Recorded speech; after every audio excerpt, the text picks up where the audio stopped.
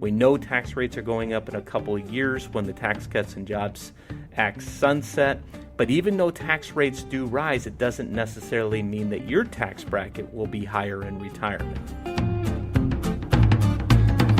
When it comes to financial planning, you need to cut through the jargon so that you can understand how to achieve your own retirement success. This is Candid Conversations, Retirement Talk with Ryan Cravitz of Cravitz Financial and Insurance Solutions.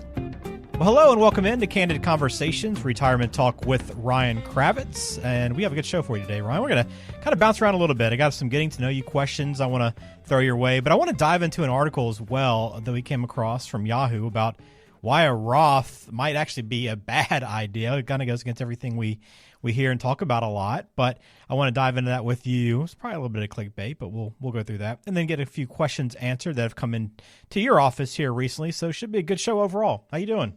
Doing pretty good. How about you, Ben? I'm doing well. I know we have to be really kind of smart about what we read and what we pay attention to on the internet because there's a lot of clickbait out there, and I think this article we're going to get into in a little bit is probably kind of falls under that category, wouldn't you say?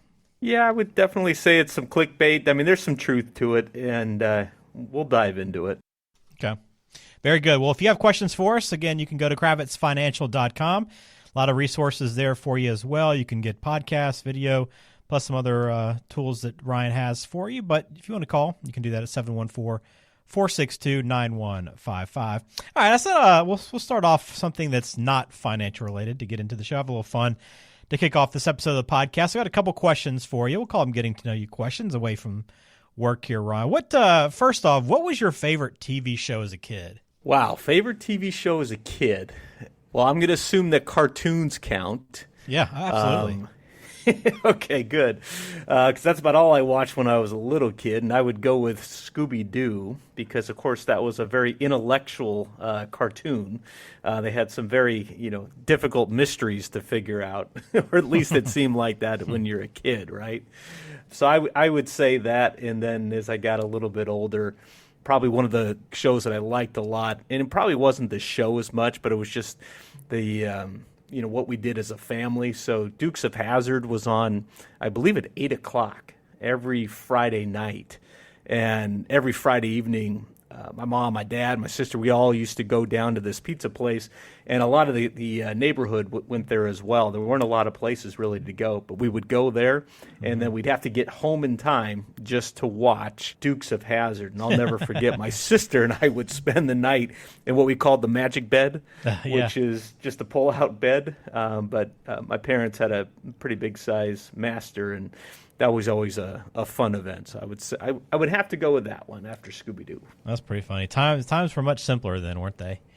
They were. I think back to that, and there was, Thursday night was like the big TV night growing up, right? There was when all the big shows came out, and Friday obviously we're a lot with the kid, and Saturday morning. But I don't know that that kind of programming exists anymore. I think it's out there, but I don't know that anybody follows that schedule when watching TV. It's just, hey, want to watch a show? Let me just pull it up and turn it on, and not worry about when it actually does air for sure. So. Yeah, that's a good choice. Okay, I would probably, mine was probably Saved by the Bell. I'm surprised maybe that didn't hit close to home for you with it being kind of a California show a little bit, but I always loved that show growing up. That was definitely one of my sister's favorites. I know that. She was always watching that. Yeah, I'll still watch it today if it pops up from time to time. All right, one more question for you then before we jump into our article today.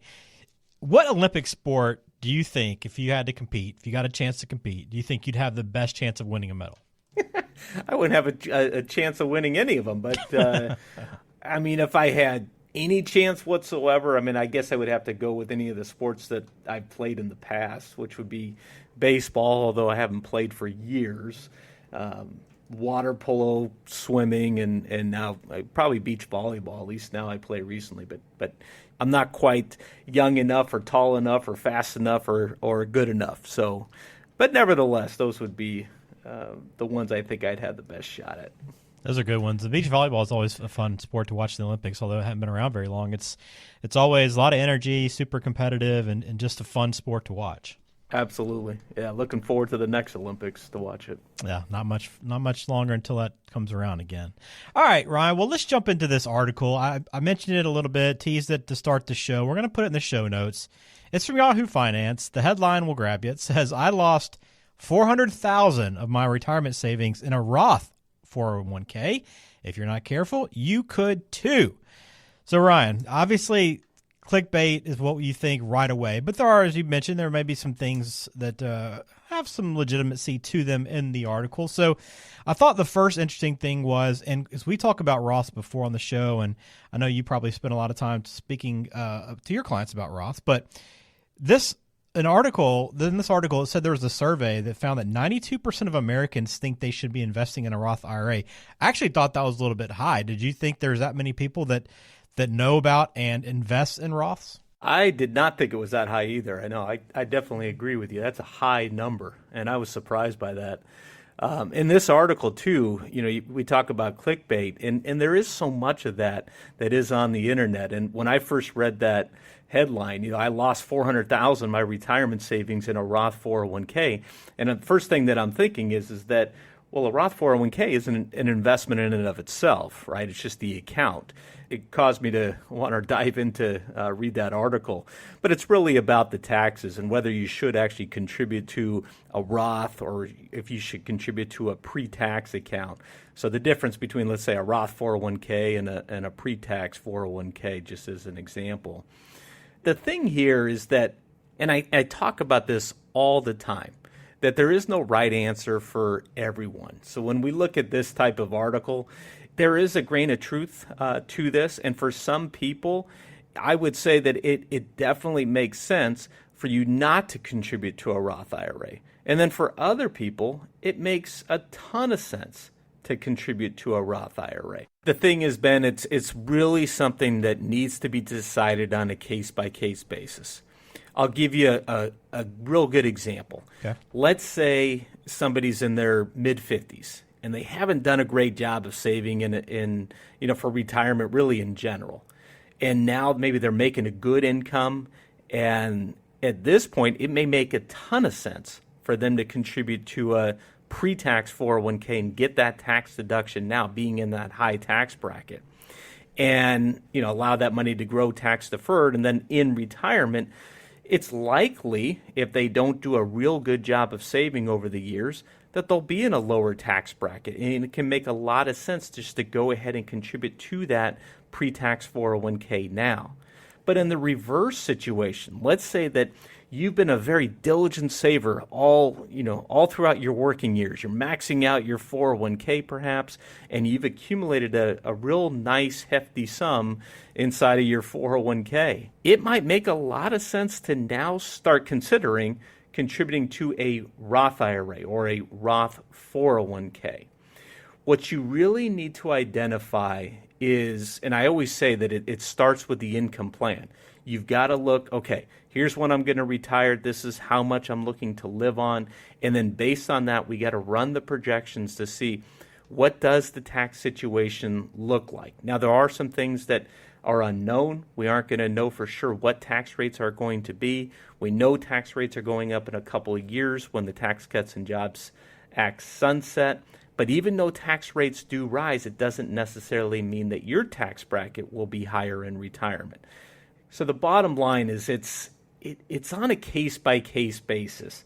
Because again, if you've done a really good job of saving over the years in pre-tax retirement accounts, you've got the RMDs, the required minimum distributions you're going to have to worry about, right? That's the minimum amount that you're going to have to start taking out once you reach a certain age. For many people, it's going to be 73 or it could be 75, depending on the year you were born. And then you have to also think about, how does the taxation on your Social Security work? Because other income can cause Social Security to become taxable. Or if you withdrew it from a Roth IRA, it would not cause that Social Security to become taxable, as an example. Also for Medicare, there's IRMA surcharges. So based upon your taxable income, you may have to pay more for Medicare, like for Part B as an example, right? So there's a lot of different things that need to be considered. So the key message I think is important to think about here is that if you're reading these different articles on the internet, you have to take it with a grain of salt, because everyone's situation is different, and you have to make decisions that make sense within the context of your specific financial plan, your retirement plan. Look at the income plan and look at the projections, and then you can better identify what is likely the best move to make. Yeah, there's a lot to think about here. It is interesting perspective on things, right? I mean, you weigh the arguments for the Roth and why somebody might not, but it's just interesting to think about taxes ahead of time. But to me, it still seems like it's a little bit exaggerated, right? Like it almost feels like somebody just got completely wrecked by investing in a Roth, when that really wasn't the case, right? I mean, they maybe could have had more income, but it all still have to invest properly, right? There's a lot of factors that go into that overall, but ultimately the taxes is the big thing you're really thinking through here, right? Yeah, and that's really what they were getting at here in this article. And in the same way that we make decisions on whether we're going to contribute to a pre-tax or a Roth 401k, we also make similar types of decisions when we're deciding whether to do a Roth conversion, because we're looking at where are we within the tax brackets. And a lot of times when we've talked about Roth conversions quite a bit, for many it can make sense to do a Roth conversion maybe after retirement, maybe you retire at 65, but before you have to take out your RMD, which might be at 73 and 75, and being strategic about how much you're converting within those tax brackets. Again, it's case by case. Everyone's financial situation is different. Some people have, $10,000 saved for retirement, and some people have $5 million saved for retirement. It's all across the board. Some are married. Some have different desires as far as their spending needs in retirement. So there's just a lot of different things that you need to consider. So when you read these types of things, again, take it with a grain of salt. All right, very good. Well, that's an interesting article. Again, we're going to throw it in the show notes, and you can go ahead and read through that for yourself and follow up with Ryan with any questions. You can go to kravitzfinancial.com or just call 714-462-9155. All right, Ryan, let's go into a couple of questions that have come into your office recently that I thought would be good to bring on the show and answer here. Let's start with this one. So my mom is 85, and because of her dementia, I have power of attorney for her. She has substantial investments, but I have no idea what to do with them.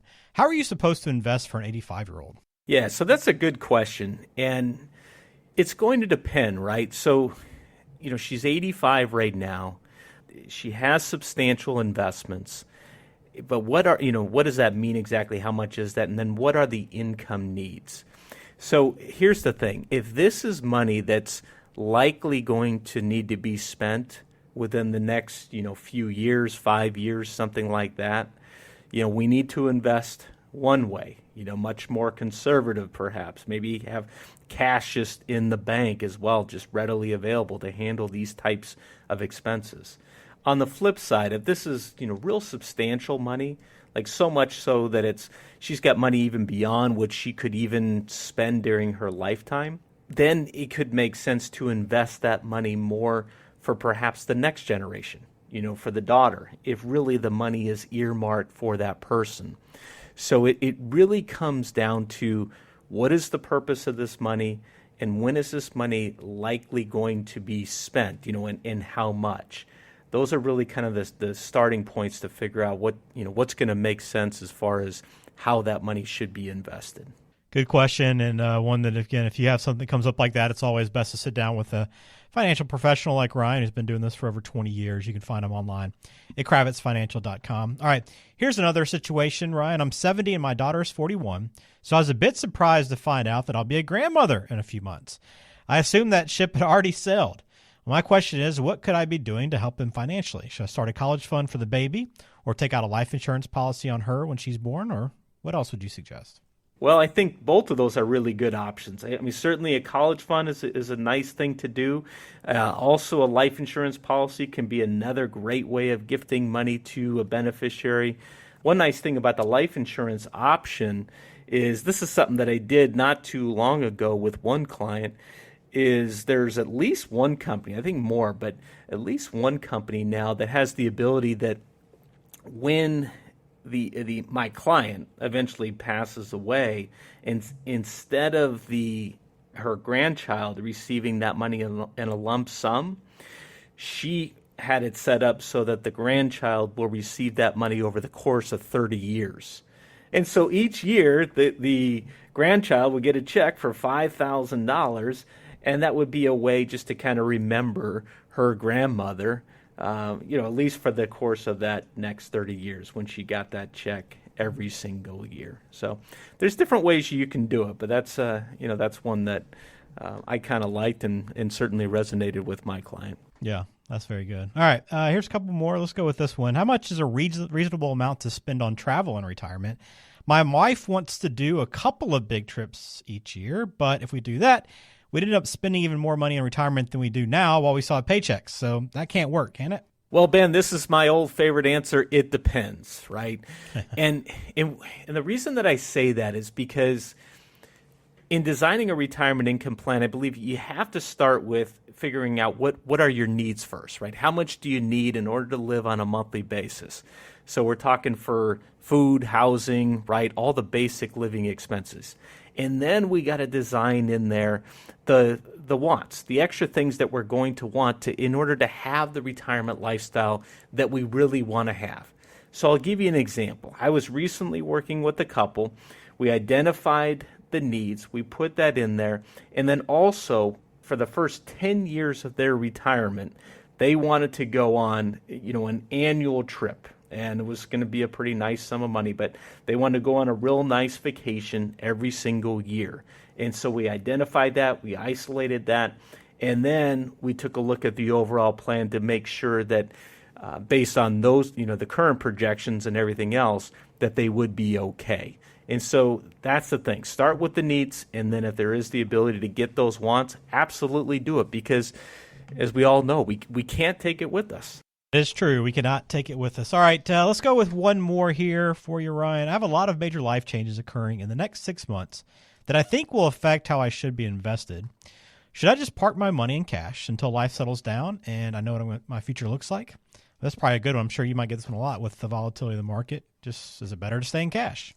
This is a tough one, but I would say the best way that I could answer this is because I don't know what's going on in life right now, and when that may change. I mean, I know they did say maybe within 6 months, something like that.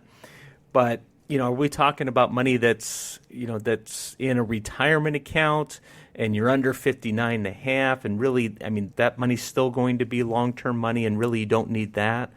Or are we talking about money that might be invested outside of a retirement account?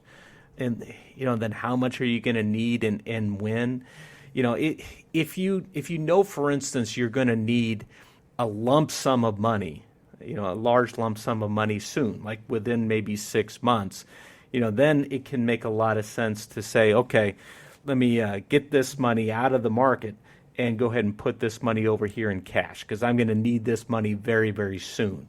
Because at that point, you just can't take the risk of a big market pullback. But if this is longer term money, that's a different situation. Yeah, I know that is the easy answer, Ryan, but it's the truthful one, right? Everybody's situation is going to be different. There's a lot more details that need to be figured out and determined before you can actually give a thorough answer. So again, if you ever have questions, it's best to sit down and go through all your situation and really look at all the options. And you can always start by giving Ryan a call, 714-462-9155, or online at kravitzfinancial.com. All right, Ryan, good show. We kind of bounced around to a lot of different topics. Ultimately, though, if anybody has questions about the Roth and whether or not it's the best investment tool for them to help save for retirement, I always encourage you to follow up. But some good insight, Ryan. And again, we'll throw that in the show notes for anybody that wants to read it. We appreciate your time, Ryan, as always. We'll do it again soon. Sounds good.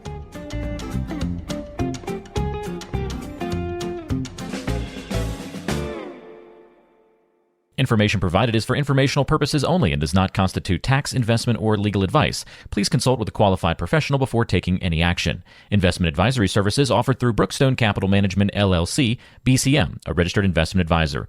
Cravitz Financial and Insurance Solutions and BCM are independent of each other.